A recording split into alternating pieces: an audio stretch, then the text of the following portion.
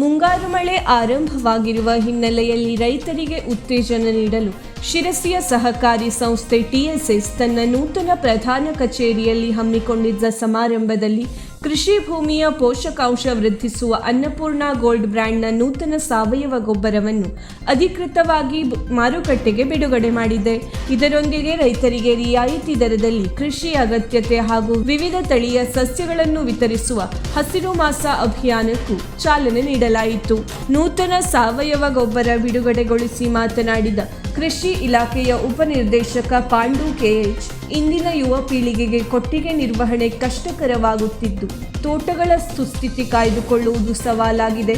ರೈತರು ಮಣ್ಣಿನ ಫಲವತ್ತತೆ ಕಾಪಾಡಿಕೊಳ್ಳಲು ಮತ್ತು ರೋಗ ನಿಯಂತ್ರಣಕ್ಕೆ ಕಡ್ಡಾಯವಾಗಿ ಸಾವಯವ ಗೊಬ್ಬರ ಬೆಳೆಸಬೇಕು.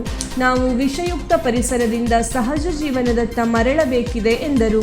ಕಾರ್ಯಕ್ರಮ ಉದ್ಘಾಟಿಸಿದ ಹಿರಿಯ ಸಹಾಯಕ ತೋಟಗಾರಿಕಾ ನಿರ್ದೇಶಕ ಸತೀಶ್ ಹೆಗ್ಡೆ ಮಾತನಾಡಿ, ರಾಜ್ಯದಲ್ಲಿ ಹೆಚ್ಚುತ್ತಿರುವ ಅಡಿಕೆ ಬೆಳೆ ಕ್ಷೇತ್ರ, ಮಳೆಯ ಕೊರತೆ ಹಾಗೂ ಸಣ್ಣ ಬೆಳೆಗಾರರು ಎದುರಿಸುತ್ತಿರುವ ಆರ್ಥಿಕ ಸಂಕಷ್ಟಗಳ ನಡುವೆಯೂ ಟಿಎಸ್ಎಸ್ ಸಂಸ್ಥೆಯು ಸದಸ್ಯರ ಕ್ಷೇಮ ಕಾಪಾಡುತ್ತಿರುವುದನ್ನು ಶ್ಲಾಘಿಸಿದರು.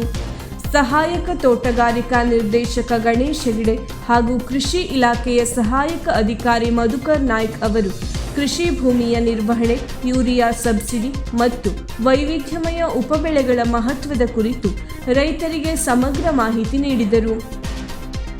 ಸಭೆಯ ಅಧ್ಯಕ್ಷತೆ ವಹಿಸಿದ್ದ ಟಿಎಸ್ಎಸ್ ಅಧ್ಯಕ್ಷ ಗೋಪಾಲಕೃಷ್ಣ ವೈದ್ಯ ಮಾತನಾಡಿ, ಸಿದ್ದಾಪುರ ಸೇರಿದಂತೆ ಮಲೆನಾಡು ಭಾಗದ ರೈತರು ಅಡಿಕೆಗೆ ಬಾಧಿಸಿದ ಎಲೆಚುಕ್ಕಿ ರೋಗದಿಂದ ಕಂಗೆಟ್ಟಿದ್ದಾರೆ. ಈ ರೋಗದ ಬಾಧೆಯಿಂದಾಗಿ ಸಂಘದಲ್ಲಿ ಈ ಬಾರಿ 45,000 ಕ್ವಿಂಟಲ್ ಅಡಿಕೆ ಆವಕ ಕಡಿಮೆಯಾಗಿದೆ. ಈ ನಿಟ್ಟಿನಲ್ಲಿ ಅಡಿಕೆ ರೋಗದ ತೀವ್ರ ಸಂಶೋಧನೆಗಾಗಿ ಸಂಸ್ಥೆಯ ವತಿಯಿಂದ 15 ಲಕ್ಷ ರೂಪಾಯಿ ಒದಗಿಸಲಾಗಿದೆ ಎಂದರು. ಅಲ್ಲದೆ ರೈತರು ಧೃತಿಗೆಡದೆ ತೋಟಗಾರಿಕೆಯ ಇಲಾಖೆ ಸೂಚಿಸಿದ ಸೂಕ್ತ ಔಷಧಗಳನ್ನು ಬಳಸಿ ಎಚ್ಚರಿಕೆಯಿಂದ ಹೆಜ್ಜೆ ಇಡಲು ಕೋರಿದರು. ಕೃಷಿ ಉತ್ತೇಜನಕ್ಕಾಗಿ ಕಳೆದ ವರ್ಷದಂತೆಯೇ ಈ ಬಾರಿಯೂ 100ಕ್ಕೂ ಹೆಚ್ಚು ಕಾಫಿ ಗಿಡಗಳನ್ನು ಖರೀದಿಸುವ ರೈತರಿಗೆ 25 ಗಿಡಗಳನ್ನು ಉಚಿತವಾಗಿ ನೀಡುವ ಸೌಲಭ್ಯ ಕಲ್ಪಿಸಲಾಗಿದೆ ಎಂದು ಅವರು ಪ್ರಕಟಿಸಿದರು.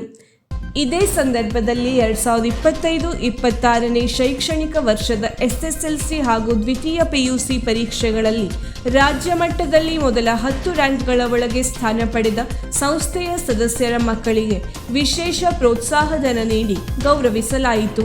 ಸಮಾರಂಭದಲ್ಲಿ ಟಿಎಸ್ಎಸ್ ಉಪಾಧ್ಯಕ್ಷ ಎಂಎನ್ ಭಟ್ ತೋಟಿಮನೆ ಸ್ವಾಗತಿಸಿದರು.